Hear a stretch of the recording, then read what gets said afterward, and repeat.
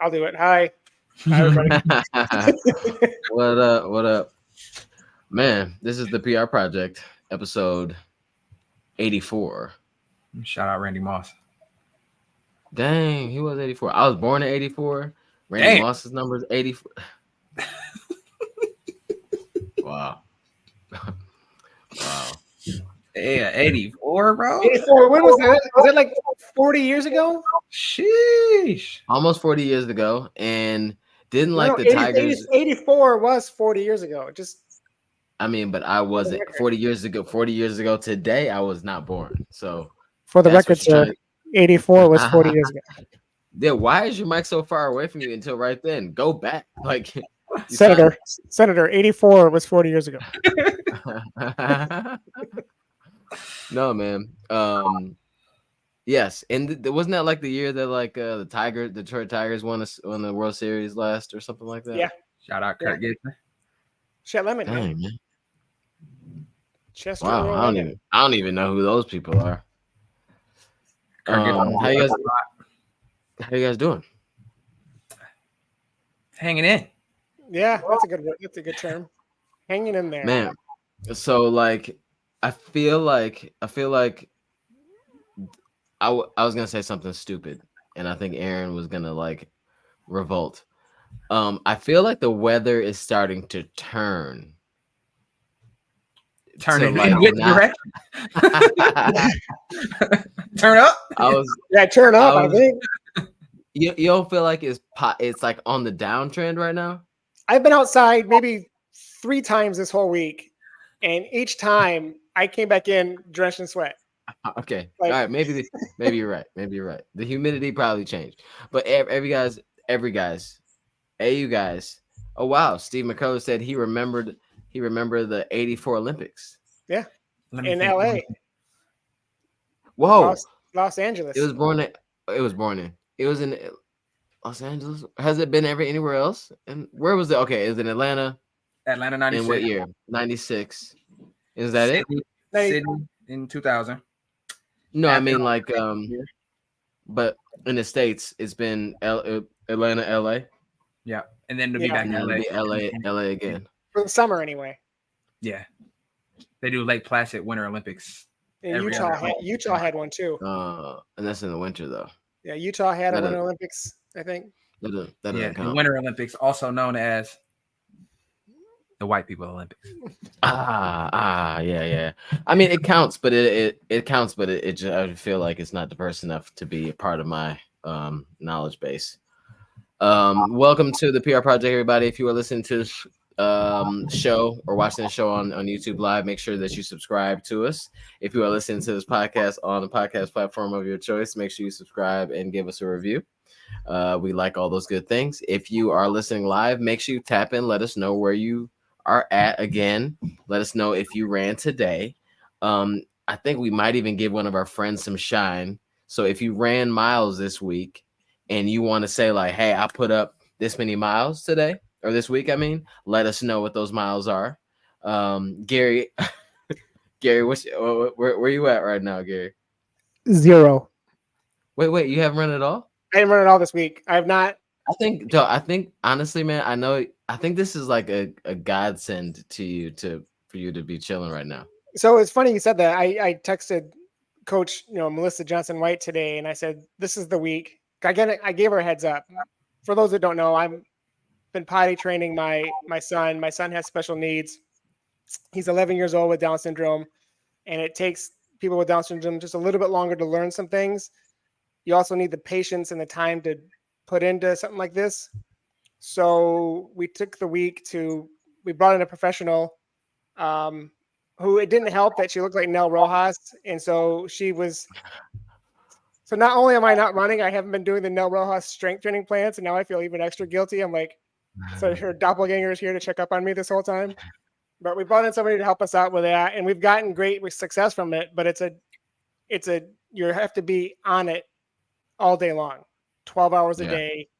And between my girls at camp, picking them up this weekend, Megan getting treatment for, what she's going through, and Nicholas being like just you had to be on him all day long. Just no time for running. And so I was texting Melissa about that, and I said, "Look, I haven't." Speak of the devil, I said, "I haven't been here. Want to say hi?" Yeah. What's up, bro? Yeah, this is the reason. You're the reason. You're the reason for the season. What was the reason? What was the reason, Nicholas? What was the reason? So I said, look, the good news is, I mean, but it's been hard to do though. Like it hasn't been. Hey, okay, buddy. It hasn't been like without its physical issues though, because there's a lot of standing, a lot of back and forth. So at one point, I felt like I had been at a conference all week long. You know, like Yeah. You're on concrete all day. Like my legs were just shot, and so it wasn't a workout like I usually get, but I was hurting for sure.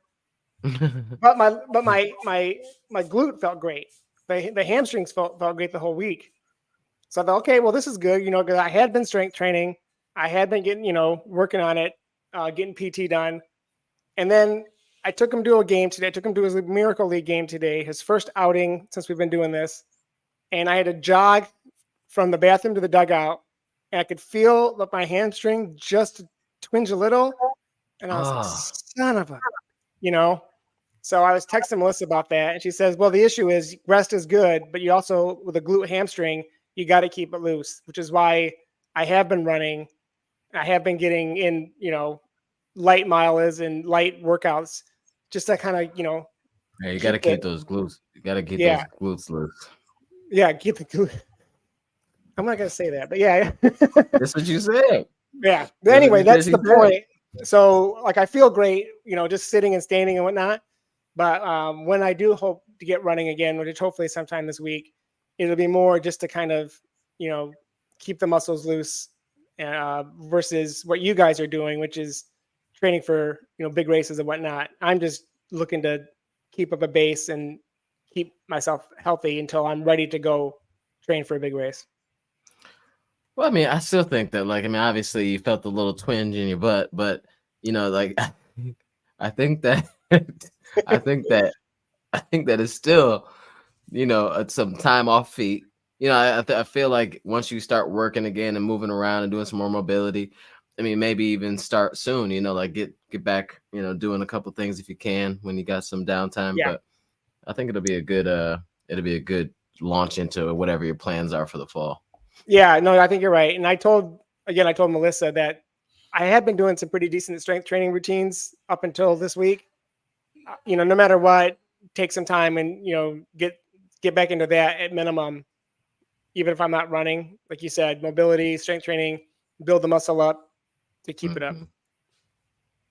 No, I feel it. Yeah. But we miss you out there, Gary. I mean, just to be honest. I know you guys had a lot of fun this week. I was watching it. I was watching from afar for sure. Yeah. So what are we talking about first that happened this week? You know what? I want to talk about. Before we jump into that, let's just shout out Tony Runs NC 45 mile with 90 plus temps. Missed my goal of 60 due to thunderstorms. All in that heat. Got to train for the Florida Ultra. What's Florida the Florida Ultra? Like, does not sound nice. Yeah. But 45 miles and 90 plus temps. That's heavy work. Even if your goal was 60 to get 45 in 90 degrees, that's good work. You can only do what you can do. So shout out to you for that. Yeah, good stuff. I'm interested in what a Florida Ultra is, though.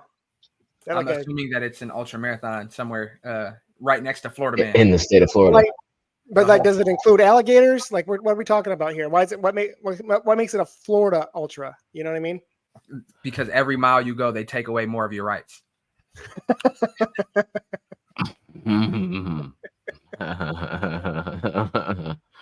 Yo, what we need sound effects. We need some sound effects here.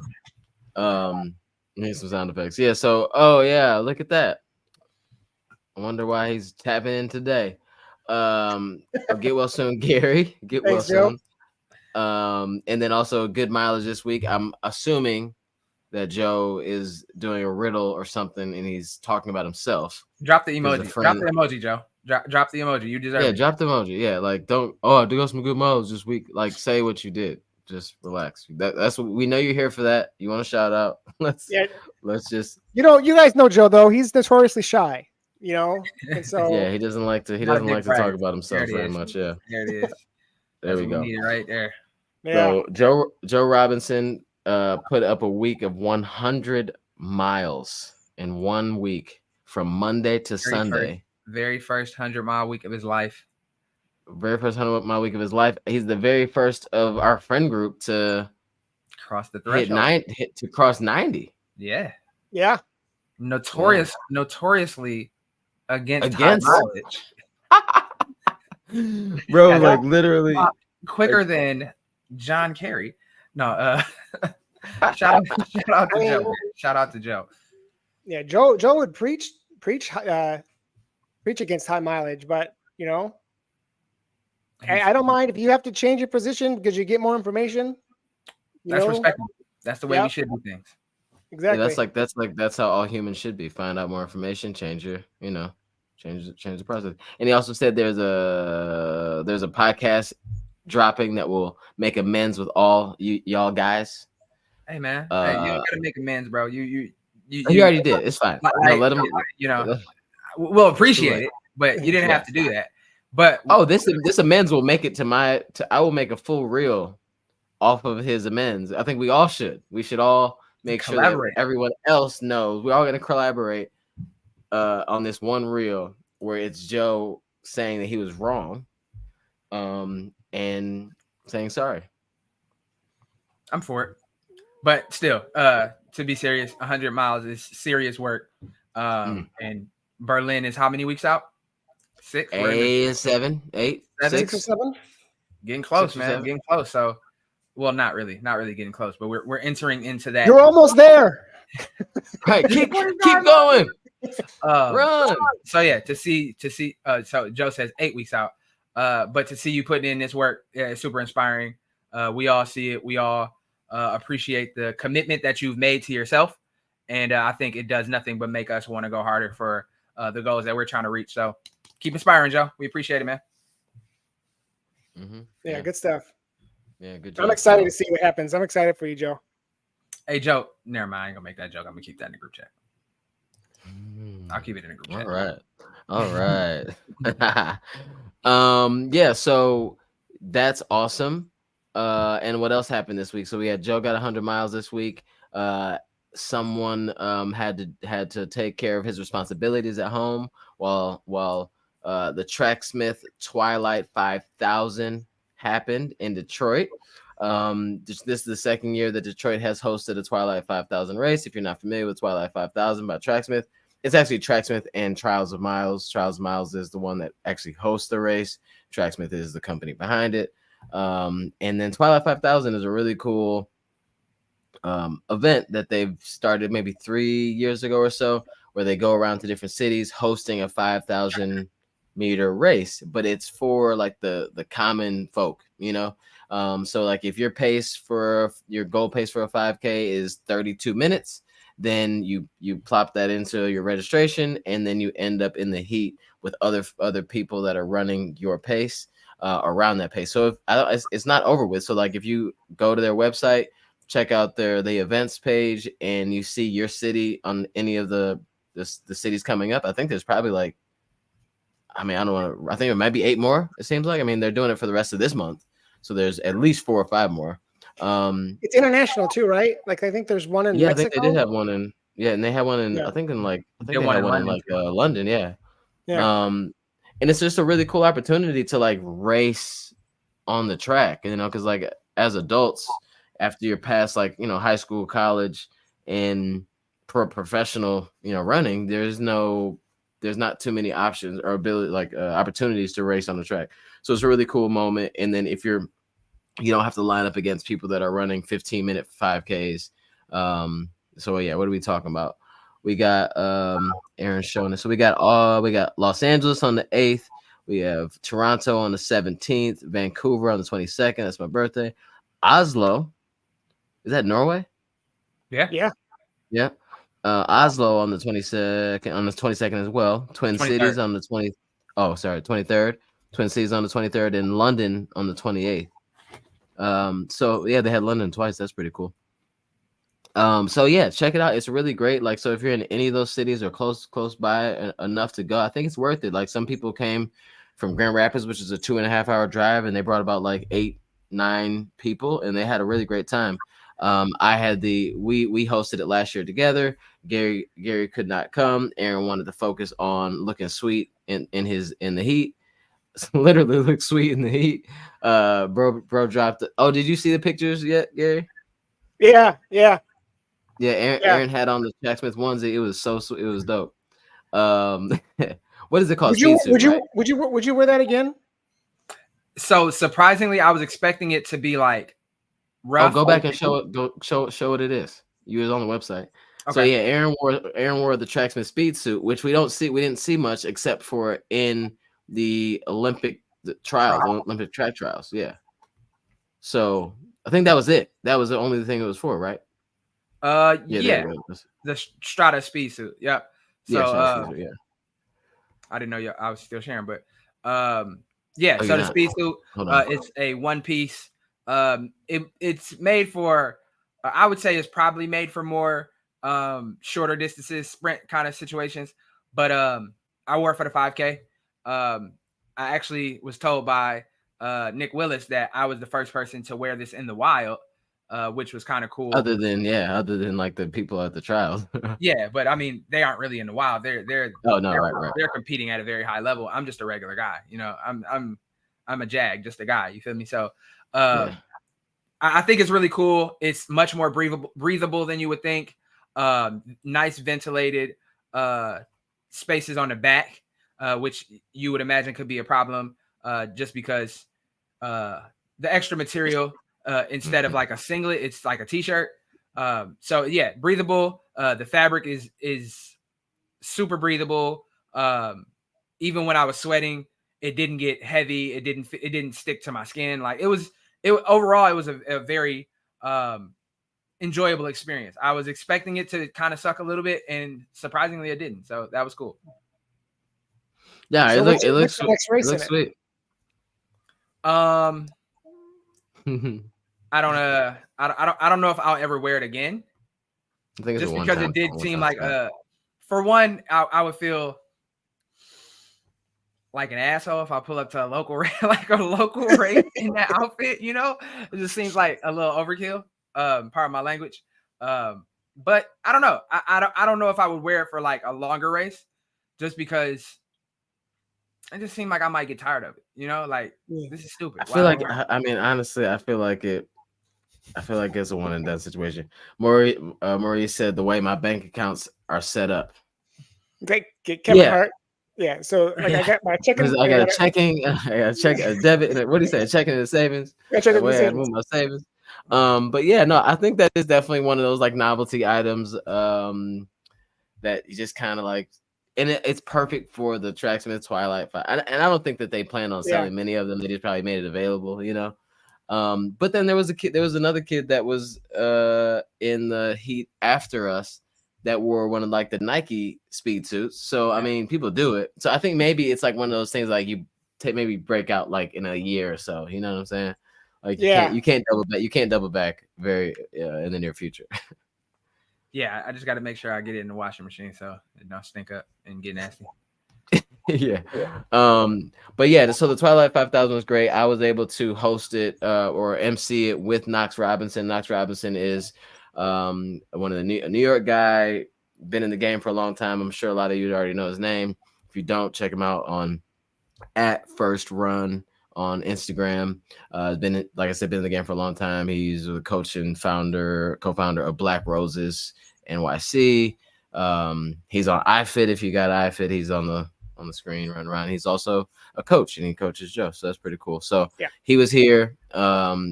We MC'd it together.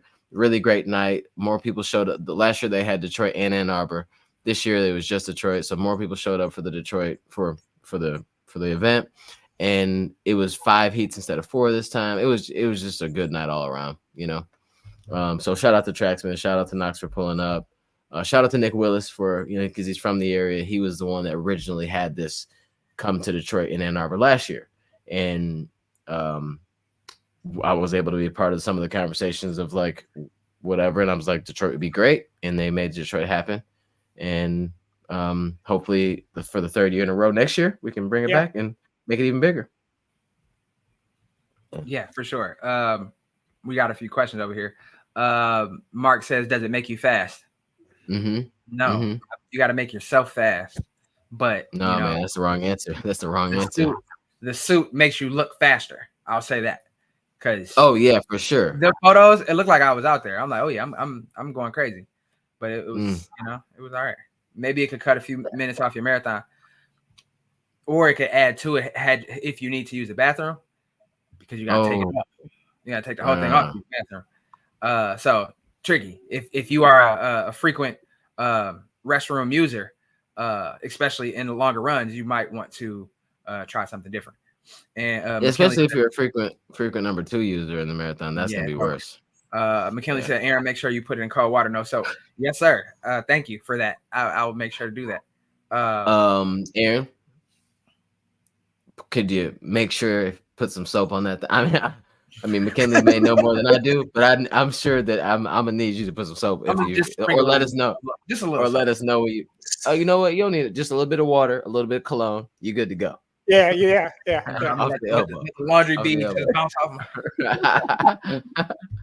All right, cool. So yeah, shout out to Tracksmith, shout out to Trials and Miles for hosting a wonderful race in Detroit. Awesome. Can we take a minute to talk about the 8th grader that ran 16? Turn it back up. Turn it back up. So in Heat 4, Heat 4 was I'll intro it a little bit. Heat 4 was I believe the expected finish time of Heat 4 was between 17:45 and 15:30, something in that range. It was the second fastest heat of the night, and there were all, I would say, mostly adult men. I think there were 2 or 3 women in this heat, and then at the start line there was this little guy. I just thought he was a little guy. I thought he was like a little grown up. Yeah, because he had the glasses on. Like he didn't look. Okay, keep going. No, he had the telltale sign of I'm a kid, which was the haircut, the texture fringe. Easy giveaway. You are. Oh, I didn't. You were born in 2010 or something like that. So he lined up with the adults, and they got out. And when I say this young boy's stride was immaculate, bro. Chicken leg shorts, skinny legs, big Patrick Mahomes glasses, and he was floating. And he led the race from wire to wire pretty much. So like when after the first lap, they were pretty packed up in the first couple laps, and then like after one of those laps, 2 people, him and a grown up, like he looked like he was maybe 20 something, young guy, took off, and they like gapped the whole field, like for sure, like easy. And I'm like, oh wow, that's crazy. And then after like maybe 4 or 5 laps, the other guy was gone. Like I think they say he dropped out. And here's this kid. There's this kid that's just going around. And then like at like after like lap, what was it, like a mile left maybe? And then Nick Willis comes over and was like, oh, by the way, that kid's in 8th grade. Damn. And he was so far away in front of everybody. I mean, he was he was lapping people. Like it was the weirdest thing to watch. And then when you registered, everybody got to say like little tips about themselves. Well, no, whatever about themselves. Like one lady was like, my cat's name is Momo. Somebody said they weighed 250 pounds in like this grade, but they lost this many pounds, whatever. And his was, this is the next best place to be if you're not in Paris. Talking about the race. I mean, technically, he was in Paris. The Paris of the Midwest. That's right. Paris of the Midwest. But yeah, it was insane to see him just like burning it down, like absolutely burning it down. Like there was nothing left. He never looked in trouble. Like he looked smooth the whole way. Crossed the line at 16:06, and Knox is like he could have did 16:05 if he didn't stop his watch. Because he stopped his watch as soon as he was coming through the line. But yeah, it was super inspiring to see. And it was just cool to see that there are still kids that know how to run and not like play Fortnite all day. So he was actually like his goal that day was to break 16. Yeah, and Josh then just telling for me like that his PR was like 16:20 or something. So, and just for some background though, it was 75, 76 degrees at that point. And it was humid, it was super humid. Like there heat and humidity was a factor for everyone. It wasn't as bad, I don't think, as it was last year for some reason. To me, it just wasn't. But Ann Arbor was bad. I don't remember Detroit being bad. Ann Arbor was bad. Detroit wasn't bad. Ann Arbor was tough, yeah. It wasn't. It just that heat was a factor. He ran a 15:45 effort, easy, easy in that heat. Now, is he going in the 8th grade, or is he going to go be a freshman? Is he going to be a freshman? I don't know. I think he's going to be a freshman. I think they said he was 14 or 13. He was in the I think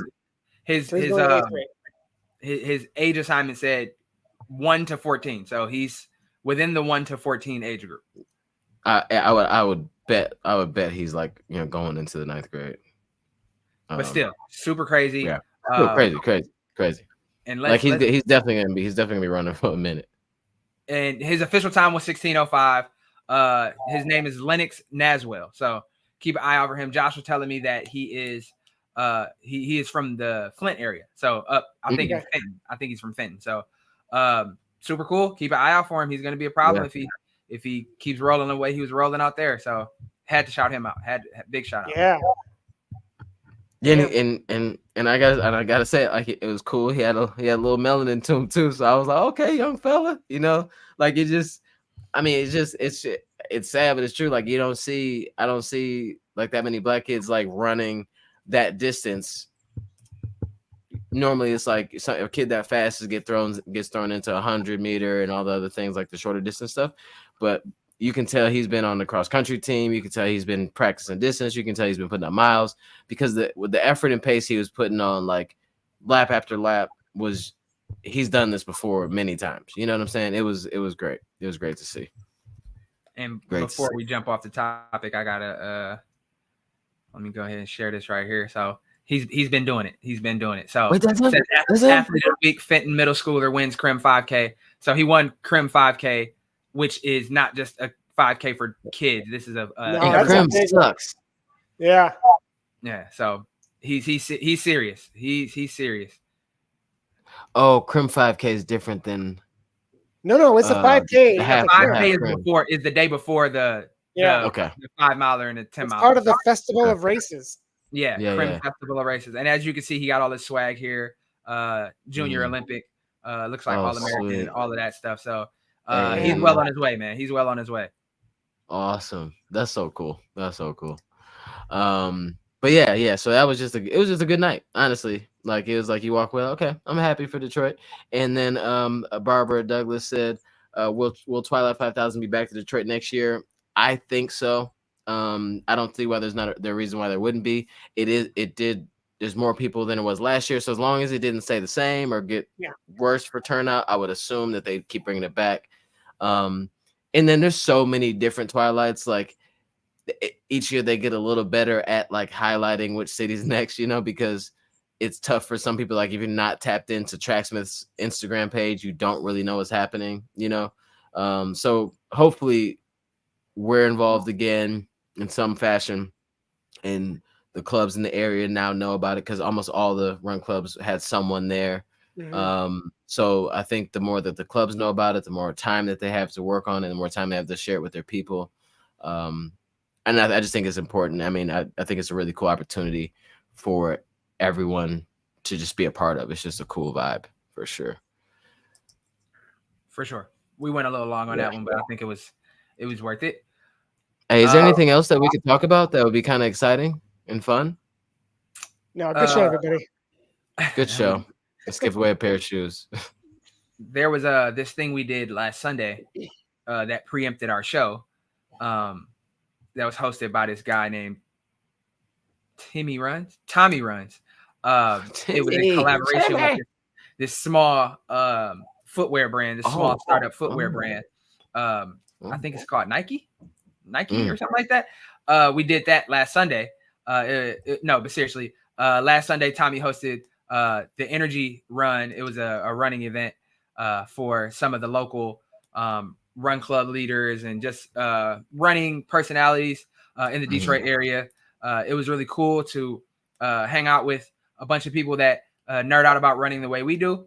And Tommy, I know it meant a lot to you, so that was really cool to see you be there and just kind of realizing the idea, because I know you had this idea for a little bit, but making it happen and bringing it to fruition was really cool to see. No, yeah, it was great. Like, it was like you said, it was one of those. I had an opportunity from working with Nike to kind of highlight the Pegasus 41 or like Global Running Day, and I got to go to New York and see like how New York City does their thing. And it, not that we're jealous of other cities, but like certain cities that aren't tier 1 cities like LA, New York, Chicago, Miami, all that. You don't get to see like brands like fully activate and do things that like and bring money to spend on certain, on like little stuff. We get like demo runs or group runs from stores and stuff like that. But then part of me going there was like I had an option to do a few different things, and like one of them was like a giveaway online, like a standard like giveaway 5 shoes or 20 shoes, whatever it is. But I decided that like I wanted to do something that like the community could, like our community here could touch, like, and be a part of, and like highlight the people that to me like do more, like are really hands-on in the community. They're really building the running community here. Like, I mean, I get to say I'm from this area and do stuff like that, but like there's people that like literally started run clubs. They work week in, week out to raise those run clubs up. There's people that like are shooting content just like I am and all that stuff. So like I'm like, let's get back to that community, and then let's have like this thing together, because it was given to me too. Like I got to be a part of it too, but Nike really pulled up though. Like I found the spot for it to be at. It was perfect. Like how like sometimes you walk away from an event and you're like, or I'm like, well, I could have done this better. I should have said that. I could have done that. I wish we had this. I walked away like laughing in the car because it was just so like I couldn't think of anything that like that went wrong or that I could have done better or that like Nike, I wish Nike did. Aaron's like, I got a couple things. I got one specific thing. What is it? This man gave us black cotton t-shirts in 90-degree weather. Well, I didn't have to wear the cotton t-shirt, so I wasn't part of my experience. Insane, bro. That was a strange torture situation you had us in, but we made it work. But y'all look so sweet though. Like, so it's like, I mean, the pictures got to make it worth it. We had two cool photographers, a videographer. It was really cool. But the event was awesome. Thank you so much, Nike, and thank you so much the Shadow Gallery Detroit, where we hosted the event at, and the catering was great. Everybody was like, yeah, it was just awesome. Thanks for bringing that up, Aaron, because I didn't forget about it, but I forgot about it in this context. So that's dope. Thank you. For sure. One more thing that I'm itching to talk about, guys. Like, thanks so much for bringing up the Energy Run, but I'm just jumping into this. We'll act like this is the elephant in the room. Something's happening in the world right now. I think it's like in Paris. It's like 1,000 sports are like going on throughout the day. Track and field has finally started at the Olympics in Paris. There's so much, like there's only been 3 finals, right? Well, yeah. Well, 3 finals in track and field. Running wise. Yeah. So, yeah. Sorry. I mean, I know that there's like shot put and stuff like that, but on the track, there's been the 10,000 meter final, men's 10,000 meter, the men's and women's 100 meter, right? That's it. Yeah. And then the rest of them. And we got relays too. We got relays. Some of the relays. And we've had the heats. Yeah, and heats have begun for like the other races, like the 15, the 5, the 200s and whatnot. Hurdles.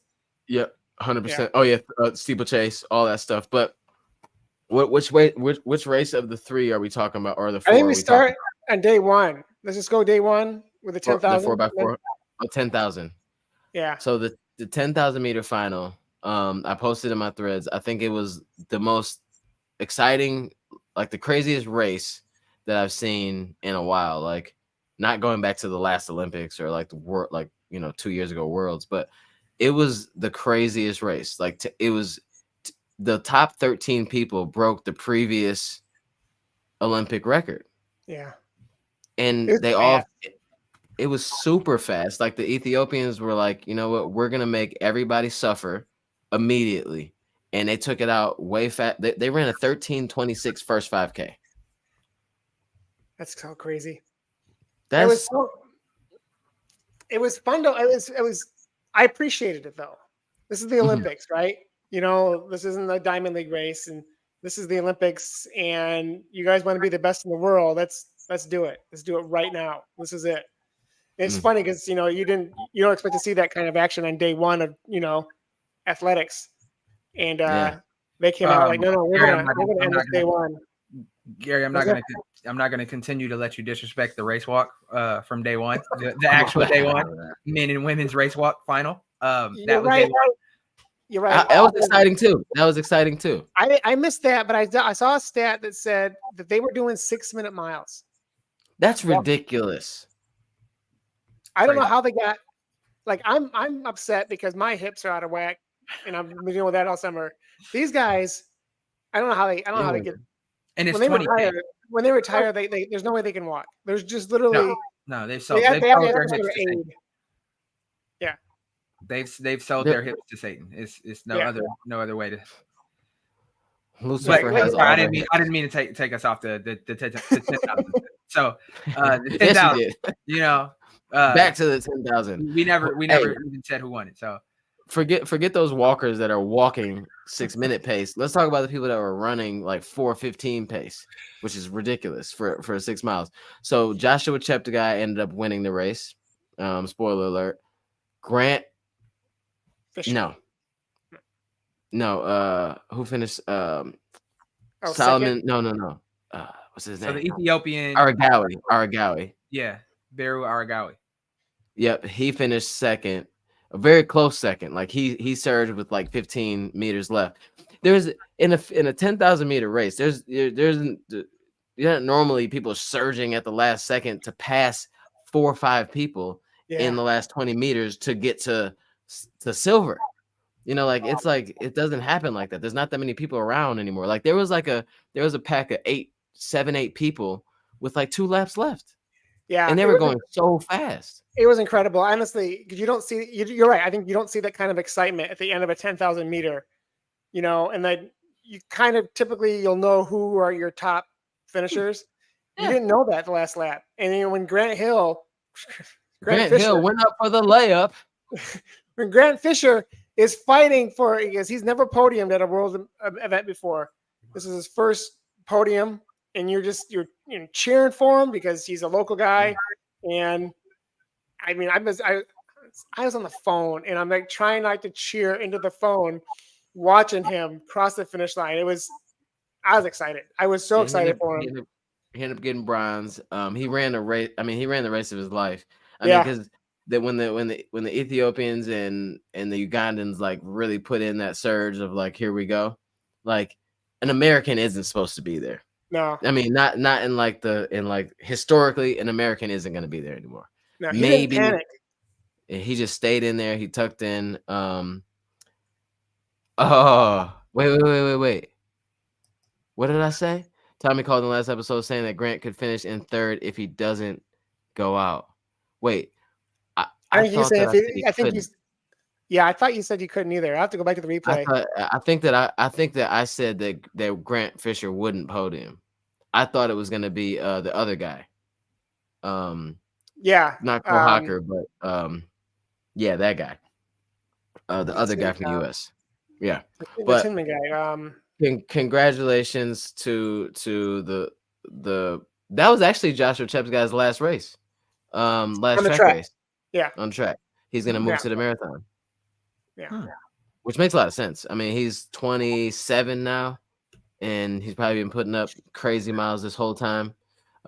He's a world record holder. I don't think he has much. He's got a gold medal now in the Olympics. I don't think he has much to prove. You know, he's like, let's move on, make some money, because there's more money in marathon. To kind of cap off what you're saying about Grant, though, he didn't panic. You know, he just held his ground. You know, kept them in sight the whole time. Didn't really break away they didn't break away from him at all.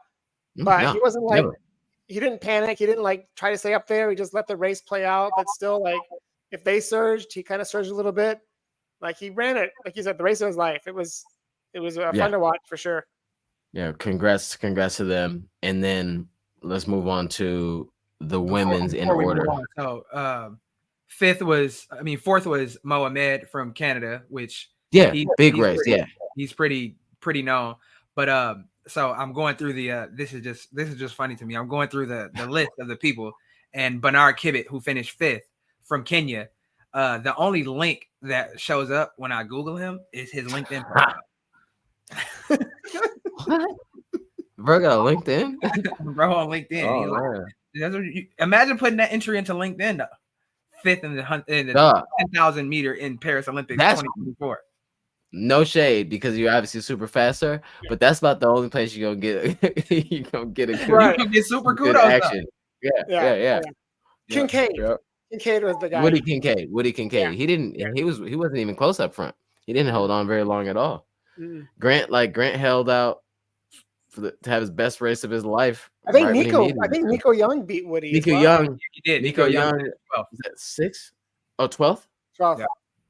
12th. Yeah, but then 12th was only within like 1 or 2 seconds to the finish, right? Like it wasn't like 12th. Like normally 12th is like far out, right? Wait, we're talking about something different. No, I mean, so the winning time was 26:43. Nico ran 26:58. Oh yeah, never mind. So he still 26:58 for an American is nasty work. That's still was the old Olympic record. Wow. That's crazy. But yeah. Shout out to LinkedIn. But then we got to watch. One thing I love about the 100 meter races is that they happen pretty quickly. Like they'll do the prelims and they'll do the heats in the same day, and then the next day or whatever day they do it again, they do the semifinals and finals all in the same day within like hours of themselves. So like you can kind of just sit down, tap in, and watch it all unfold. A lot of drama, bro, with the 100 meter women's. A lot of drama. Yeah, I missed all the races, but I heard about the afterwards with Shelly-Ann Fraser-Price and Sha'Carri and the rule change. Yeah, what was the story? So they're saying that if there was a last minute rule change where the security at the venue said that you could only enter athletes could only enter the venue in a team bus.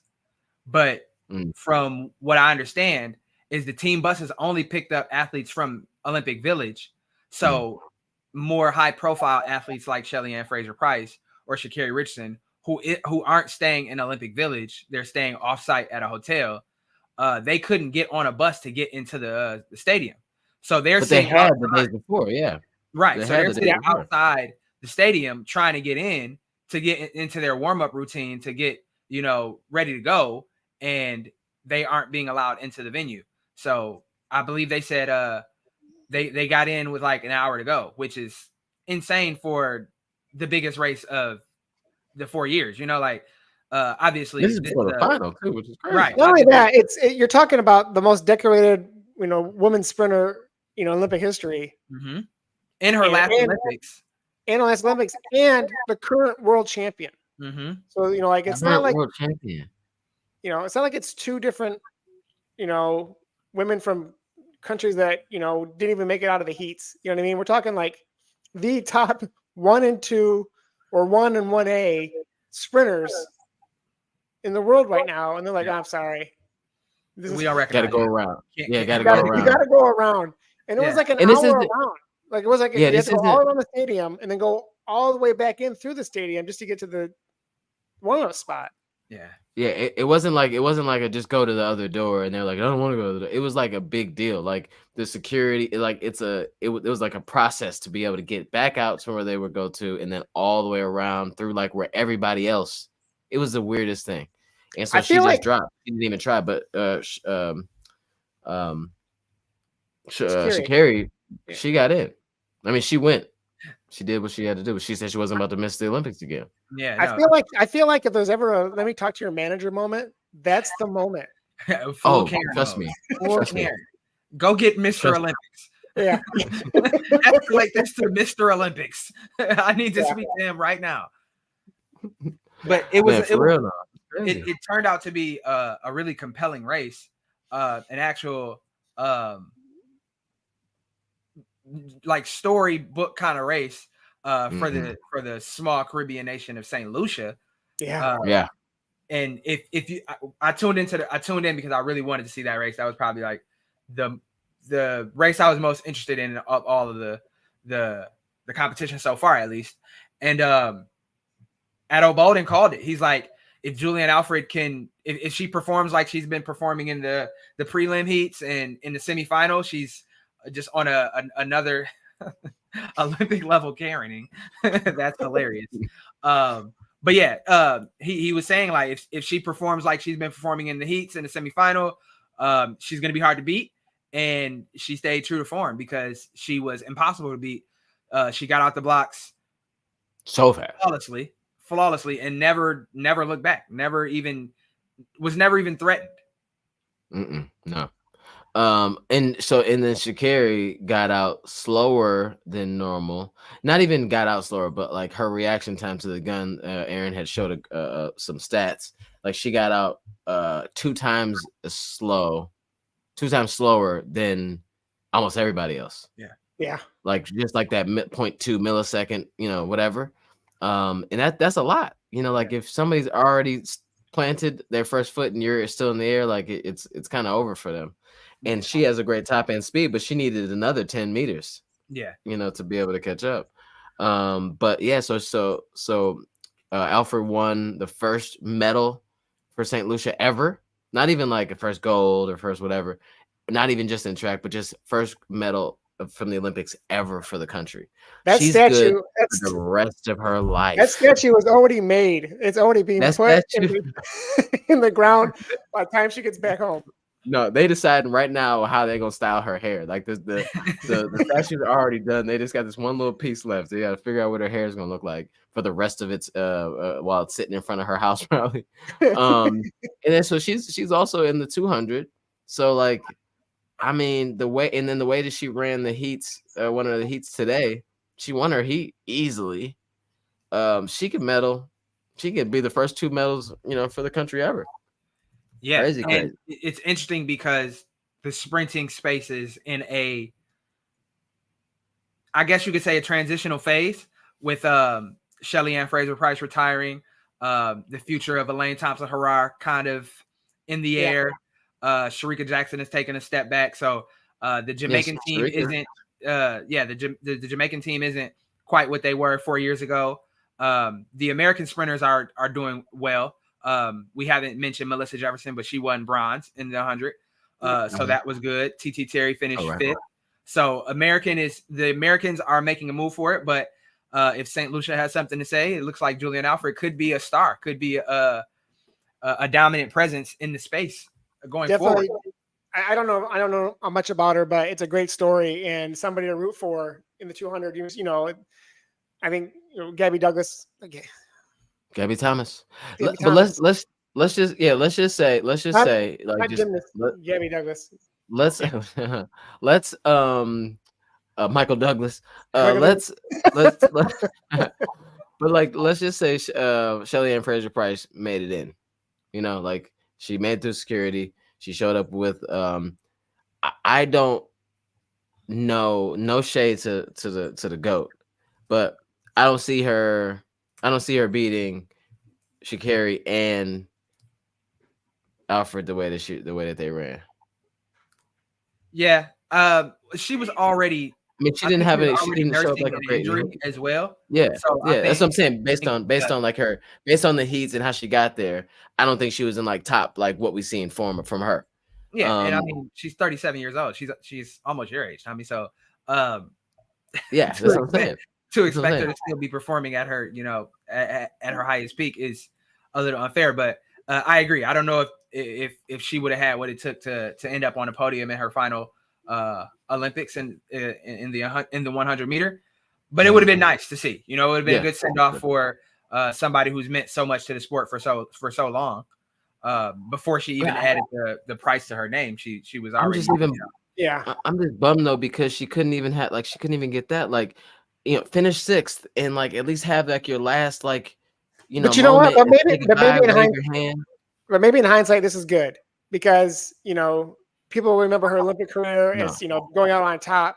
They're not going to remember her that she DNS'd this race. Give it to. No, I mean, no. What I'm saying is, I feel like she deserved like that moment to finish. She wasn't gonna finish last. I mean, you know what I'm saying? Like it's not like she was like that, but like let her finish a race and do the thing, and like, because all of them would have won. They would have won a medal, but they would have deferred to her for a moment to have her moment to say goodbye, to wave to the crowd. It's the Olympics, like, like let her have that, man. I get that part, but you want to remember people winning, and yeah.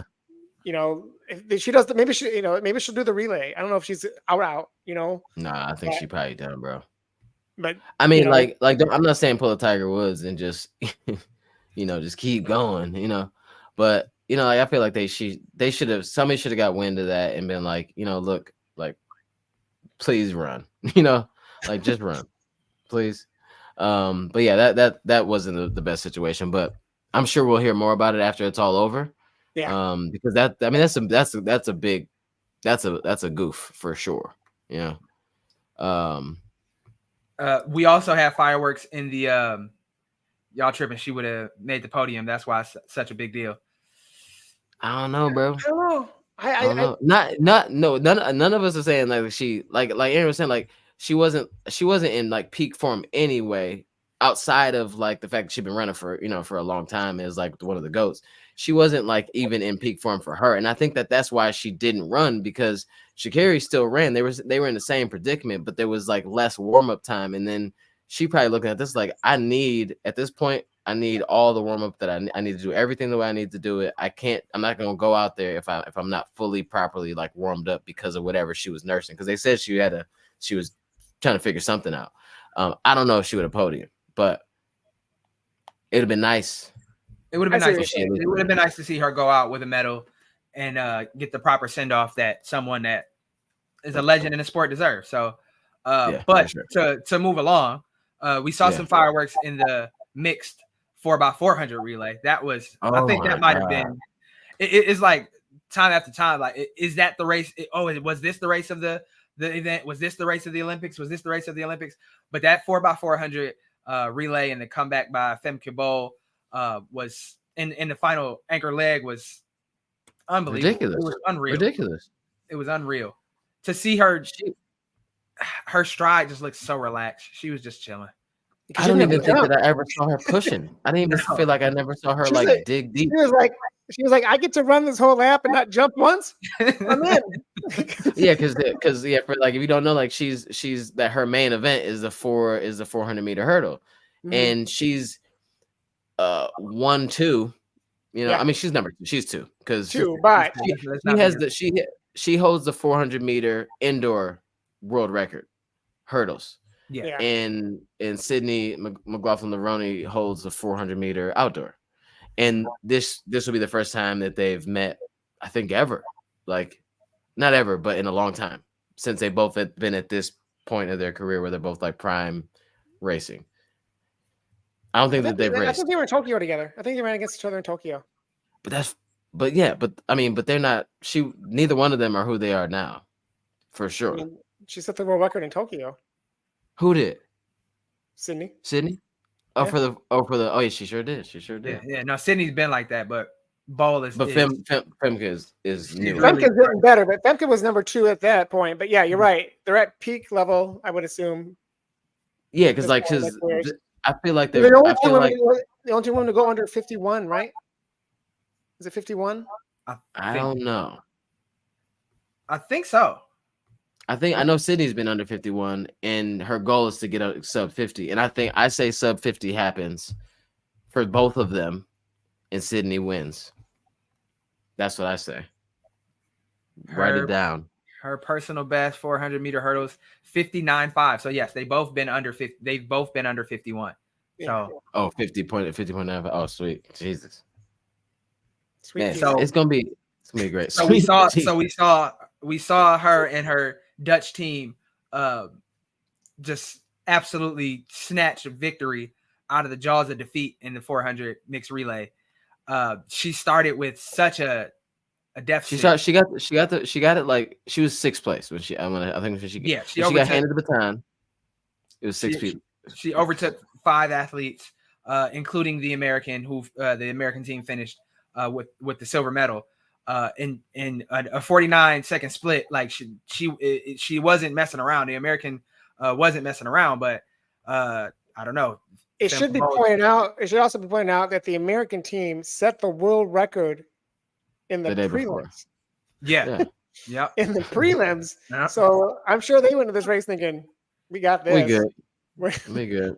Oh, you guys brought in Femke Bol? Oh no, we're sticking with our guys. Cool. Yeah. But yeah, that was fireworks. Absolutely, that was fireworks in that race. And then the viral video going around of Femke Bol talking, which was also hilarious. Oh, I'm not even gonna talk. Like, I saw somebody post it. So Femke's voice is much higher than standard, I guess you call it. No, it definitely had that helium-esque aspect to it. Yeah, and people are saying she's like Mickey Mouse. Mickey Mouse, yeah. And I saw somebody posted it was like, I was absolutely not expecting her to sound like this, and neither were you. Like, and then you hit play, and she definitely sounds a little Mickey and Minnie Mouse-ish. And the crazy part about it is that woman is 6 feet tall. Is she 6 feet tall? 6 feet tall. That voice coming out of a 6 foot tall woman. Yeah, that's almost scary. Like a horror movie type thing. See out of the shadows, this skinny 6 foot tall woman comes like, I'm gonna get you. You know, that's terrifying. Just standing in the darkness, you know. Oh my god. Men's 100-meter final was today.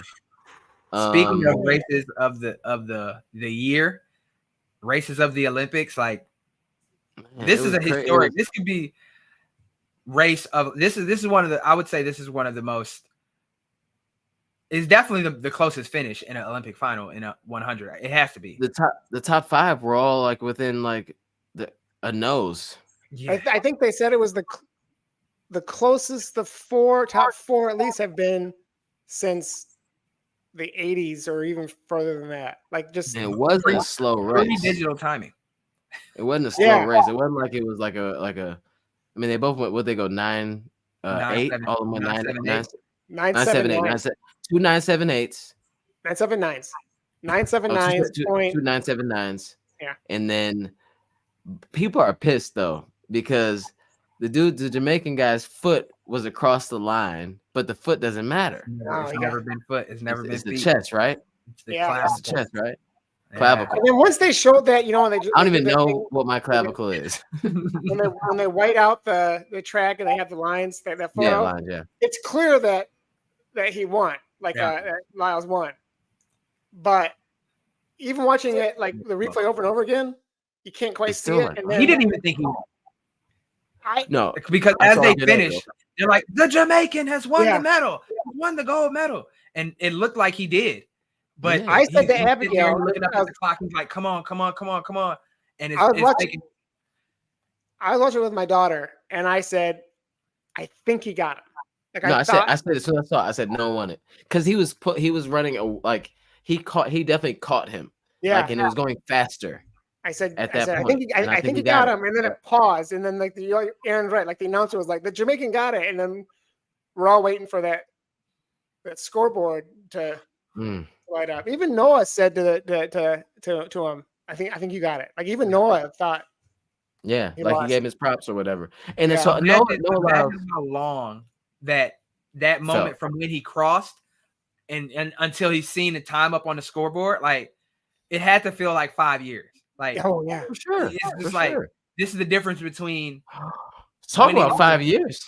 No, talk about 5 years. You saw how long they made him stand there before the race started? Yeah. They said that was the longest that they've ever. Some of the announcers, I've never seen them stand. They stood there for so long. No, that music kept going on forever. Like that loop at the end. It was a minute and it was over. It was over like it was probably a 2 minute when they were just standing behind the blocks, like just standing there.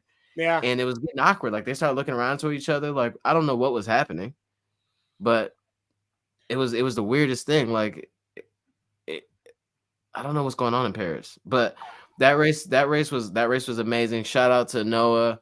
I can't remember the guy's name from Jamaica, and he was that guy. Shane Thompson, yeah. He was the fastest person in the world this year. Yeah. And had never run on the world stage though, but I think he did something at their trials. He ran the fastest time, and he's a big tall guy, like, he kind of reminds you a little bit of one Usain Bolt, like with the like how much bigger he is typically than some of the other guys out there. So I'm like, oh, this could be kind of cool to see, like, and he's a young guy though, so it's not gonna be the last time we see him, I'm sure. But he Curly. Big shout out to Fred Curly, third place. Yep. And it was nice to see him and Noah hug each other after the race too, because if you watch the sprints, they weren't exactly friends, or at least Noah wasn't friendly. Yeah.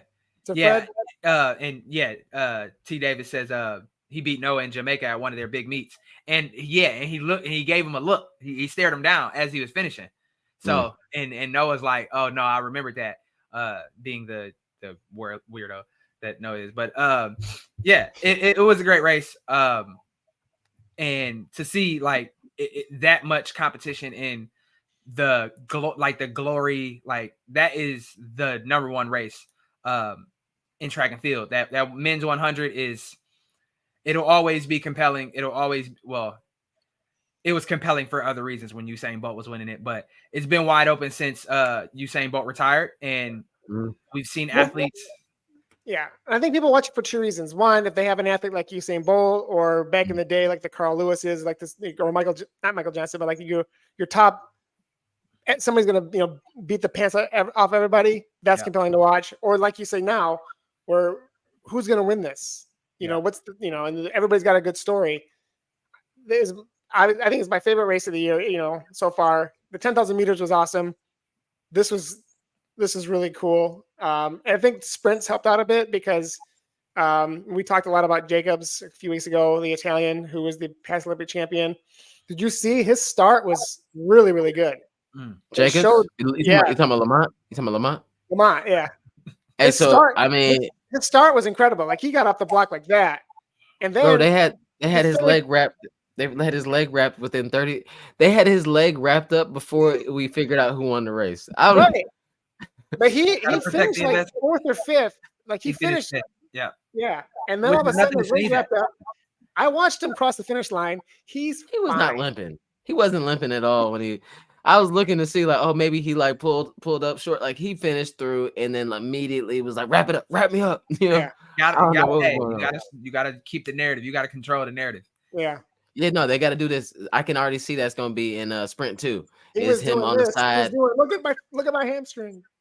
Oh yeah. Whatever they be doing, hitting me some pizza. I don't know. But no, it was a really great race though. Really fun to watch.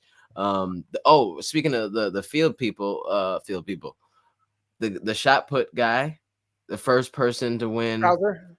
Krauser to win 3 in a row. Yeah. Was that the first person to ever win 3 goals in a row? I think that's what they're saying. Yeah. Yeah. He's it can't be unstoppable, bro. Like that's the type of guy that, like you don't want to get on his bad side. No, you're talking about what's scary. You feel bad. You feel bad for Kovacs, who took second. Who's like, how many times has he taken second to Krauser in these events? Ask Phil Mickelson and Tiger Woods. Phil probably hate that guy low key. It's like the girl. The I'm not gonna say girl. It's like the woman from Brazil that she always finishes second behind Simone Biles. Like it's just been your career. This is what it is. You born at the wrong time. Yeah, unfortunately, it's just like that. Sometimes you just have to be happy with second. Yeah, be mad at your parents, not me. You know what I'm saying? But yeah, no, it was this whole thing's been great. Like I'm looking forward to like the 1500 meter finals. I'm looking forward to the 400s and all that stuff. The Olympics has been there's been a couple little weird moments, like because of stuff like operation and all that stuff, like people not getting into the to their race and all that. But It's been really fun to watch. Peacock is doing a great job at covering it all as usual. I've been enjoying the multi-view. You can like watch 4 different sports at the same time. Locked in. Oh, I didn't see that. Yeah. Gary's locked in. Wow, that's what you've been doing. That's why you've been running. You've been blaming it on Nicholas. You've been watching the Olympics. Yeah, Nicholas is like, this isn't Mickey. Like, the ball comes on. Pekka Ball came on. He's like, okay, now we're good. Like, oh yeah, no, like keep it on. Turn that other one on. But yeah, no, it's been a great moment to watch and all that stuff. So hold on, let me see. So I think we should do something that people are probably waiting around for. First and foremost, big shout out to actually Puma's been having some athletes do some really great things in the Olympics. So we're gonna say shout out to Puma for sponsoring the Summer of Speed. And if you don't know Summer Speed, it's still not too late. Still towards the end of the summer here. We're still taking people some entries into the Strava group or club. If you want to be a part of it, make sure you go over to our Strava.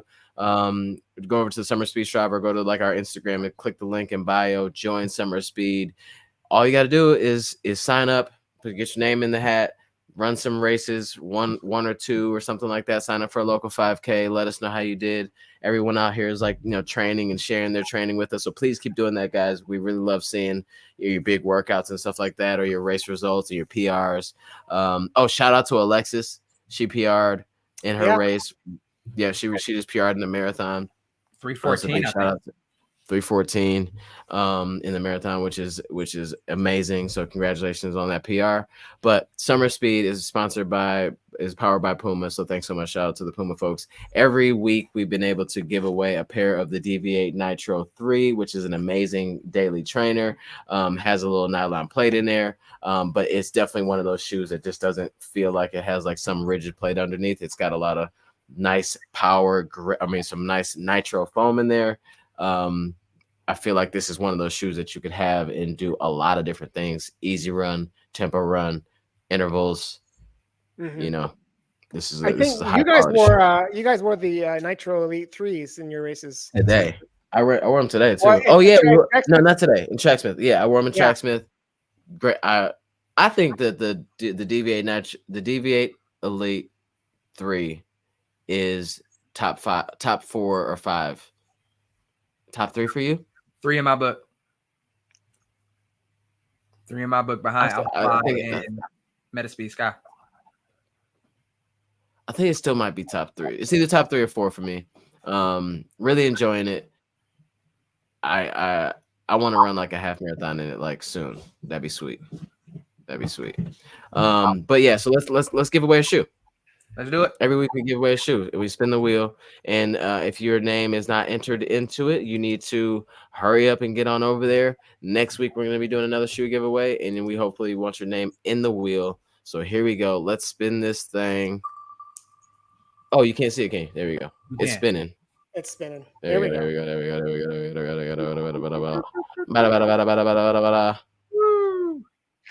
Adrian Turner. Adrian Turner, shout out to Adrian Turner. You have won a pair of the Deviate Nitro 3. Make sure you get us your information, and we will get that shoe, or Puma will get that shoe out to you. Shout out again. Thank you so much, Puma, for providing so many shoes for us to give away. And this is their second best shoe to me. Yeah, I think you're really good. Yeah, for the winners who have gotten the shoe or will be getting the shoe, I think you're gonna love them. From the moment you put them on, for sure. Yeah, I agree. Yeah, for sure. All right, so I think that's it. I think we've checked off all the boxes.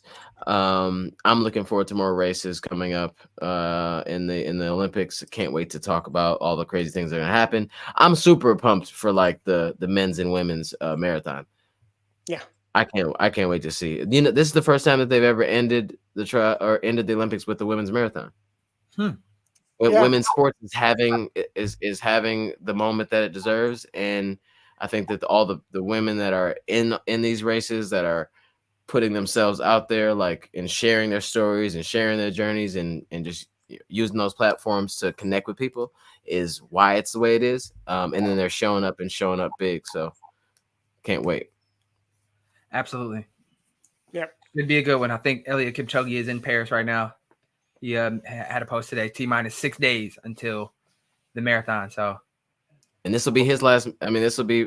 I don't know if this will be his last marathon, but if he wins, that's Olympics. If he wins a gold, I think he retires from marathoning. If he wins a gold, he retires. It'd be story.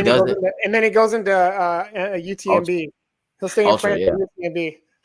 Yeah. He just stay there all the way until UTMB. Yeah. I don't. Yeah. Hope as long as it doesn't rain, I think Kipchoge has a chance to win the marathon because he doesn't. And then maybe if the course is flatter, they flatten it out a bit more too. Yeah. What day is the marathon on? I'm not sure. 10th. The 10th. Yeah.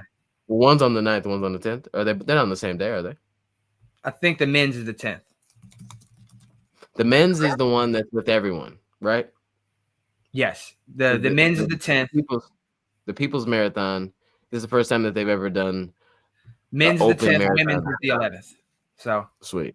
Men's on Saturday, women's on Sunday.